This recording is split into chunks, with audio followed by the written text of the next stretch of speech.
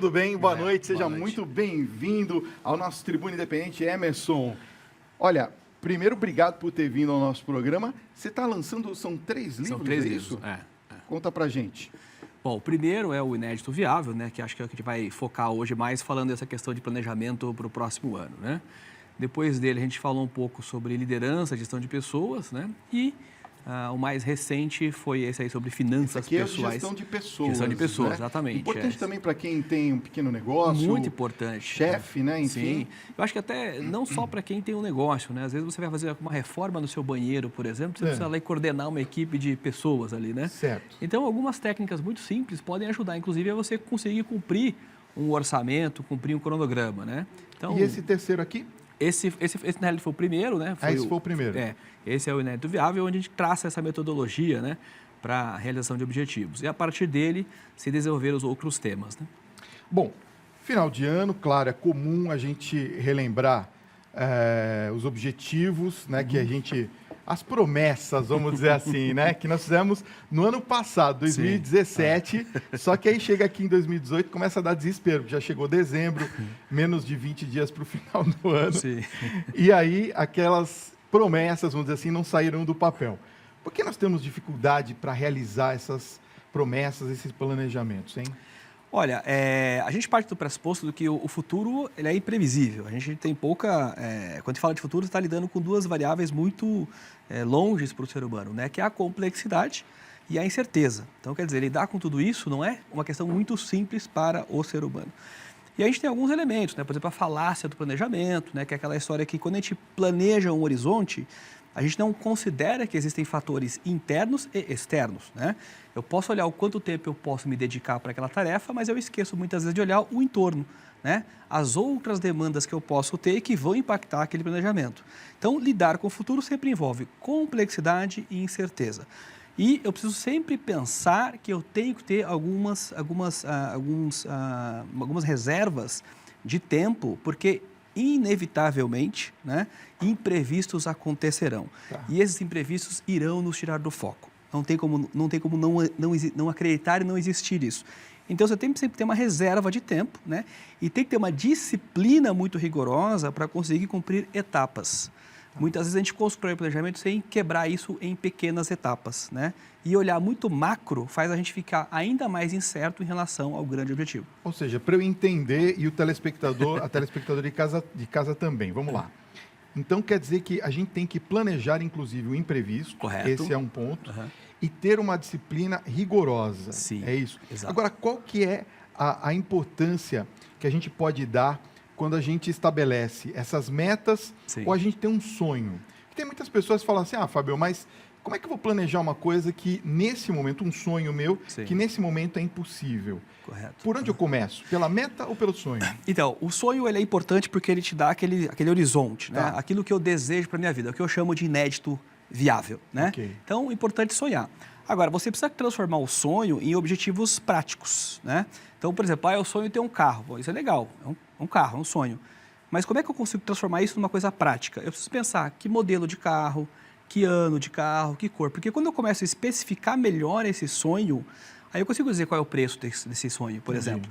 E a partir do preço, eu posso pensar quanto eu preciso guardar de dinheiro mensalmente para conseguir realizar esse sonho. Então, eu preciso sonhar, isso é muito importante, mas eu preciso transformar esse sonho em algo palpável.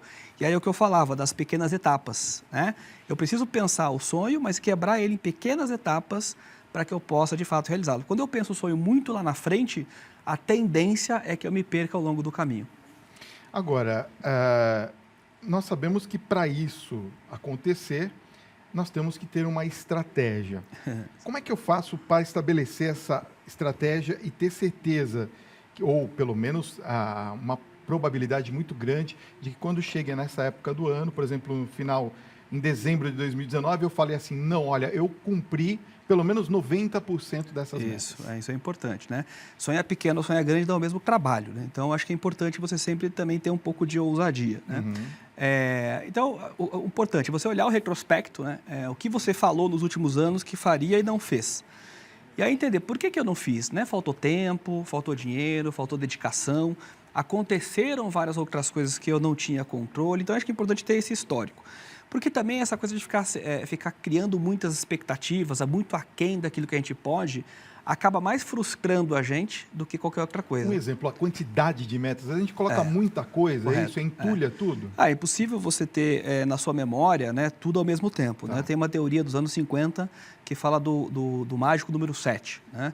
Então, a gente guarda mais 7, 7 mais 2 ou 7 menos 2. Então, é de 5 a 9, alguma coisa por aí. Olha, eu não sabia disso. Não é raro você sair de casa para comprar alguma coisa e voltar e comprou várias outras coisas, verdade. menos aquela que você saiu para comprar. Principalmente no supermercado, né? Por quê? Porque a gente está o tempo todo pensando, né? A gente não consegue não pensar, né? Se eu falar para você agora, não pense no elefante rosa. Já foi. Já foi, né? Você não consegue controlar isso, então isso vai tirar seu foco. Então é importante ter poucas metas, eu gosto de 4, né? Eu acho que uma meta para as suas finanças, uma meta para os seus relacionamentos, né? Uma meta para o seu desenvolvimento, uma meta talvez para o seu trabalho. Eu acho que 4 metas é um bom número, está abaixo daí do que se diria a teoria do mágico número 7, né? E acho que é possível realizar. Eu quero falar sobre PDCA. Vamos falar? Vamos Daqui falar. A pouquinho, eu volto já. Olha, o Emerson, você sabe que eu queria falar um pouquinho sobre PDCA. Primeiro, queria que você explicasse o que é essa sigla. Sim. PDCA ele surgiu lá nos anos 50, né? É uma metodologia para você alcançar objetivos, né? As quatro letras aí, o P é de planejamento, o D é de do, que é execução, né? Que é do inglês, o C é checagem e o A é ação, né? Então, plano do Check Act é planejar, agir, né? Fazer a checagem e tomar a ação. Se você está fora do planejamento, intensificar, né? Ou corrigir eventualmente alguma meta. É um ciclo, a gente chama de ciclo PDCA, bastante já famoso isso, e que se você for voltar na história, isso remonta lá a René Descartes, 1600 e alguma coisa, quando ele falava discurso do método, né? Sobre como é que você alcança, como é que você chega a algum objetivo da ciência, né? Você vai checando, vai testando por hipóteses e vai eliminando aquelas que não refletem a verdade. Então, a ideia é, você tem um objetivo, qual é ele? Quais são os recursos que você precisa para alcançar esse objetivo? Fez tudo isso, agora você vai para a execução, né? Falou que queria emagrecer, então tem que ver se você vai fazer um personal trainer, se vai fazer uma academia, se vai caminhar pelo bairro, o que você vai fazer, né? Definiu o seu plano, definiu os recursos, agora executa. E a checagem estou executando todos os dias o que eu falei que ia fazer, né? E estou chegando perto do meu objetivo, sim ou não? Esse é o A. Ou seja, tomar ação em relação àquilo que eu planejei, aquilo que eu estou fazendo em relação ao que eu planejei. Se eu descobrir que eu não estou, eu corrijo. Corrige, exatamente. No meio do caminho. Exatamente, porque pensa assim, eu quero emagrecer. Então, emagrecer é o sonho, né? Vamos transformar isso em objetivo. Quantos quilos eu quero perder? Porque aí fica palpável, né? Pô, eu quero perder 10 quilos, então em quanto tempo eu vou perder 10 quilos? E aí, de novo, né? Eu quero perder 10 quilos em 3 semanas. É aquela coisa de você ficar se iludindo, porque você não ganhou esses 10 quilos em 3 semanas. Certo. Você ganhou em mais tempo. Então, agora também você tem que usar o fator tempo a seu favor, né? Então, eu quero perder 10 quilos em talvez 7, 8 meses. Opa, agora ficou mais plausível esse objetivo, né? E aí eu preciso checar se aquilo que eu disse que ia fazer para alcançar essa redução de peso, eu de fato estou fazendo na prática. Se não estou fazendo, eu tenho que reforçar ou aumentar o prazo do meu plano. Porque se eu não aumentar o prazo do meu plano, vai chegar lá no dia que eu prometi e não vou ter cumprido. Só que aí eu desisto, ao invés de eu simplesmente ajustar o meu planejamento. Por isso é a ideia do ciclo, né? Sempre com o olho no objetivo. Vamos às perguntas dos telespectadores? Vamos Quero lá. agradecer o enorme carinho da sua audiência. Nós estamos ao vivo, faltando 5 minutos agora para as 9 horas da noite. Você pode enviar sua questão, sua participação. Olha aí, 11 9503 6870. A Lígia Maria de Souza nos acompanha lá de Brasília, Distrito Federal, e ela pergunta o seguinte: Oi, Emerson, eu posso ensinar meu filho a colocar em prática o que você acabou de dizer do PDCA? Ele tem 10 anos de idade, muito inteligente, mas não tem muita paciência para esperar e muda de ideia toda hora, quando ele quer ou mesmo quando ele escolhe alguma coisa. É a impaciência de todo mundo, não é só dele não, Sim. né? Mas aí também é uma criança, né? 10 anos, eu acho que a gente também não precisa exigir tanto, né? De uma criança. Deixa a criança ser criança também, é natural isso. Mas talvez um caminho para você começar a mostrar para a criança, né, que as coisas não são assim do dia para a noite, talvez seja uma observação da natureza, né? Então eu posso brincar com a criança e dizer o seguinte: olha, pensa alguma coisa que você quer e vamos programar isso para a próxima lua cheia, por exemplo, né? Então vai fazer com que ele toda noite observe a lua, né, para ver se está mudando de fase e quando chegar na lua cheia, se ele fez ou não fez, né? Ou em relação às semanas, né? Olha, domingo a gente fez tal coisa, agora daqui a 15 dias, né, não nesse próximo domingo, no outro, nós vamos fazer tal outra coisa. E aí ele vai ter que acompanhar isso no cronograma. Eu acho que dá para usar esses elementos assim da natureza, da vida prática, para você ensinar a criança de que as coisas têm o seu devido tempo, né?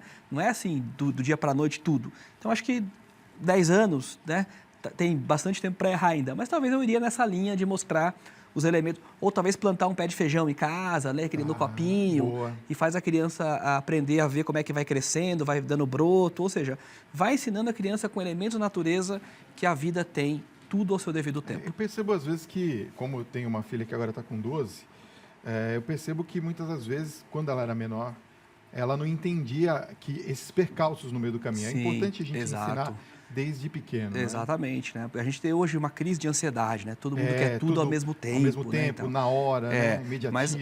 Mas a gente não faz, né? Mesmo que você aumentar o recurso, muitas vezes você não vai cumprir o objetivo, né? Não adianta colocar 9 mães que você não vai ter um filho em um mês, né? Você precisa esperar 9 meses. Então, tem elementos da natureza que a gente precisa incorporar no nosso dia a dia e não esquecer deles, que é muito importante, porque eu acho que isso vai ajudar você a lidar melhor com essa questão da ansiedade, né?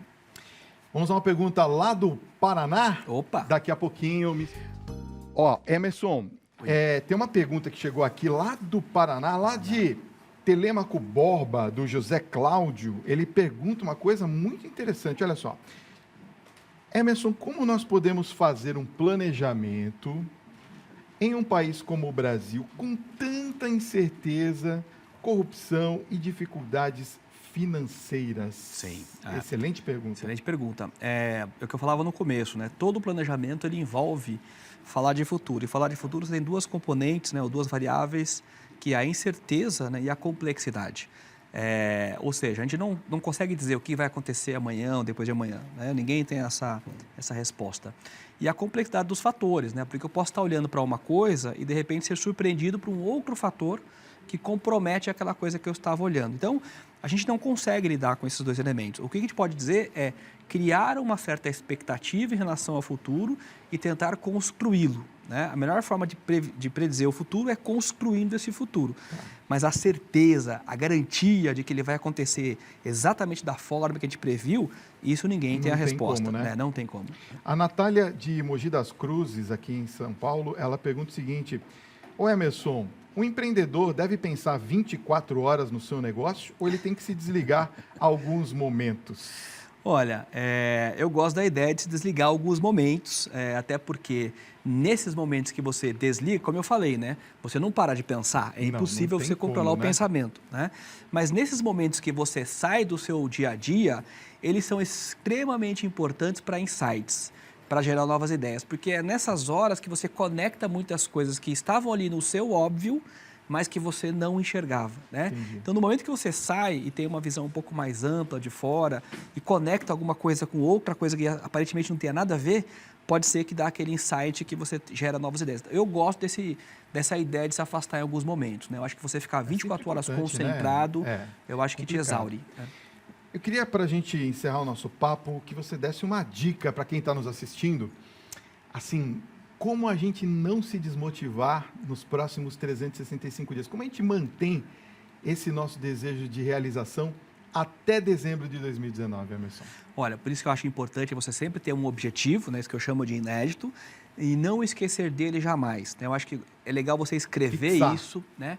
Escreve, coloca lá um post-it na cabeceira da cama, ou na frente do computador, em algum lugar que você possa ter contato visual com aquilo que você gostaria de fazer. Porque ao lembrar disso, é aquela ideia, né? Sair de casa para comprar tal coisa, comprei tudo menos a tal coisa que eu comprei. Então, quando a gente tira o olhar, a gente tende a esquecer, né? E acho que o fator principal da motivação é você acreditar que algo é possível, né? E esse algo possível é aquilo que você definiu para você mesmo. Então, lembrar disso é fundamental o tempo todo. Quero agradecer sua presença, um papo incrível. Onde que a gente acha os livros? Tem muita gente perguntando. No próprio site lá do Inédito Viável, a gente consegue ter acesso. Então, vai aparecer aqui no seu vídeo www.oineditoviavel.com.br para você acessar, lá você encontra os livros. O Facebook também, o Inédito Viável. Instagram também, o Inédito Viável. Eu já sigo o Instagram, é bem legal. E tem um canal no YouTube também, né? Tem um canal no YouTube. O Inédito Viável Exatamente. também, para você conhecer um pouco mais do trabalho do Emerson. Obrigado pela sua presença, um Feliz Natal para você e toda a sua família. Obrigado por ter vindo aqui à nossa Eu que Tribuna agradeço a todos vocês aqui do programa. Obrigado mesmo, um grande abraço para você, viu?